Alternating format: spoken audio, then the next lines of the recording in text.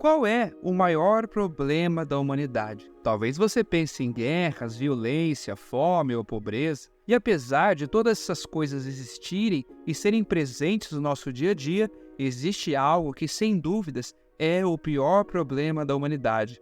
Esse problema é o pecado. E todo o sofrimento que existe no mundo hoje é consequência dele. E é justamente sobre isso que vamos falar hoje.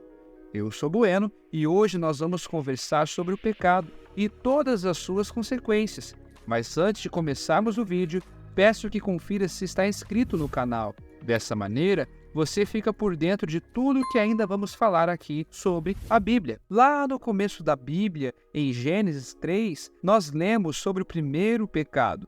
Deus criou um jardim e colocou Adão e Eva para viver lá. Eles tinham tudo do bom e do melhor, e Deus deu uma única regra a eles: não coma do fruto do conhecimento do bem e do mal. Só que um dia, a serpente enganou Eva e a convenceu a comer o fruto. Eva deu o fruto para o marido, e ele também comeu. Esse foi o primeiro pecado, a primeira vez que o ser humano escolheu desobedecer a Deus. Desde então, todos os seres humanos começaram a fazer coisas erradas, coisas que entristeceram a Deus. É como se naquele momento uma semente do pecado fosse plantada em cada pessoa, e por causa dele, coisas ruins acontecem. Tristeza, dor, separação de Deus e até a morte. Mas o pecado não afeta só quem o comete, ele traz problemas para todos ao redor, como uma pedra jogada na água que cria ondas em todas as direções. A Bíblia está cheia de histórias que mostram as consequências do pecado, como ele causa sofrimento, destrói relacionamentos e também afasta as pessoas de Deus. É como se fosse uma doença que todos temos. A partir do dia que criamos consciência e entendemos o que é certo e errado e escolhemos deliberadamente o que é mal, estamos infectados. E com o tempo, essa doença pode piorar muito se não cuidarmos dela. Mas afinal, o que é o pecado? Pecado, como eu disse antes, é algo que nos afasta de Deus. É como uma parede que se constrói entre você e Ele, bloqueando essa comunhão. A Bíblia nos dá algumas pistas claras. Em 1 João, capítulo 3, versículo 4, está escrito que é pecado fazer o mal.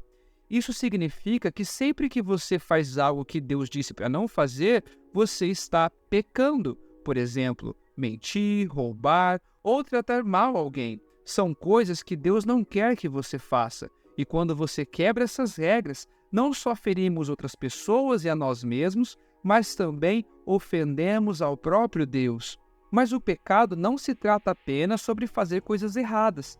Também é pecado deixar de fazer o que é certo.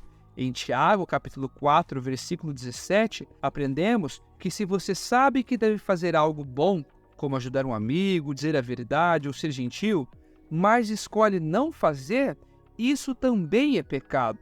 É como se víssemos alguém precisando de ajuda e, mesmo sabendo que poderíamos ajudar, decidíssemos não fazer nada. Essa falta de ação também desagrada a Deus. E o pecado não é algo pequeno ou sem importância. Ele pode começar pequeno, como uma mentirinha ou uma má atitude, mas se não tomarmos cuidado, pode crescer e causar muitos problemas. Por isso é tão importante entender o que é pecado e por que precisamos evitá-los. Na carta de Paulo aos Gálatas, no capítulo 5, versículo 19 a 21, ele faz uma lista de coisas que são consideradas pecado. Ele chama essas coisas de obras da carne. E elas incluem coisas como inveja, ódio, brigas, ciúmes, raiva e até mesmo atitudes egoístas. Esses são comportamentos que nos afastam de Deus e também machucam as pessoas ao nosso redor. Outro exemplo vem do livro de Apocalipse, capítulo 21, versículo 8, onde são listadas pessoas que vão enfrentar consequências sérias por seus pecados. Nesses versículos, Deus fala sobre os mentirosos, os medrosos, os incrédulos e os assassinos. Ele diz que essas pessoas vão ser afastadas dele para sempre se não mudarem. Isso mostra como o pecado pode ter consequências graves, não só para a nossa vida aqui na Terra, mas também para a eternidade. Em Mateus, capítulo 5, versículos 27 a 28, Jesus também nos ensina que o pecado pode estar nos nossos pensamentos. ele fala sobre o adultério, que é um pecado grave, mas diz que até pensar em algo errado, como desejar o que não devemos, já é pecado. Isso nos mostra que o pecado não é só o que fazemos com nossas mãos, mas também o que deixamos acontecer em nossa mente. Mesmo que ninguém veja o que estamos pensando, Deus vê, e Ele quer que nossos pensamentos sejam tão puros quanto as nossas ações. Então, o pecado pode ser algo que fazemos, algo que deixamos de fazer, ou até mesmo algo que pensamos. E ele pode aparecer de muitas formas diferentes. E é por isso que precisamos estar sempre atentos e pedir a Deus para nos ajudar a evitar essas armadilhas. E será que alguém está isento de pecar? Em Romanos capítulo 3, versículo 23, a Bíblia diz que todos pecaram e carecem da glória de Deus. Isso significa que não existe uma única pessoa no mundo, além de Jesus, que nunca tenha cometido o pecado. Todos nós, em algum momento, fazemos ou pensamos em algo que vai contra o que Deus quer para nós. E como vimos antes, o pecado é o que cria uma separação entre nós e Deus. Pode ser difícil admitir que todos pecamos, especialmente quando pensamos em nós mesmos como sendo boas pessoas. Mas a verdade é que por mais que você tente, você sempre vai acabar errando em alguma coisa. Talvez você minta para evitar problemas, trate alguém com falta de amor ou até guarde sentimentos ruins no coração. Esses pecados, grandes ou pequenos, nos afastam de Deus. E isso, infelizmente, não é algo que podemos resolver sozinhos. Mesmo que você tente ser a melhor pessoa do mundo e fazer tudo certo, o pecado é como uma mancha que não conseguimos limpar por conta própria. É por isso que a Bíblia nos ensina que precisamos de Deus para nos ajudar. Só Ele pode nos perdoar e nos dar um novo começo. É importante entender que todos estamos no mesmo barco. Não importa se a pessoa parece ser muito boa ou se ela cometeu muitos erros.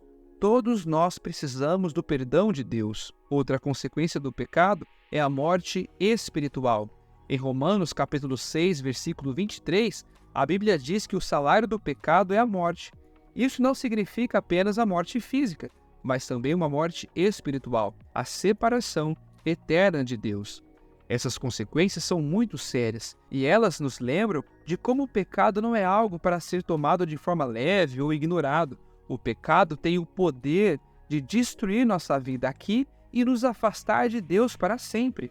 É por isso que precisamos de um Salvador, alguém que possa pagar nossa dívida para nos livrar dessas consequências terríveis e nos trazer de volta para perto de Deus. E a boa notícia que o Evangelho tem para te dar é exatamente essa.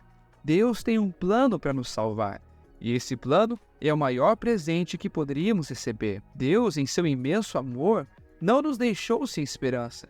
Ele preparou um caminho para que possamos ser perdoados e voltar para Ele. Esse plano começa com o maior gesto de amor que já existiu.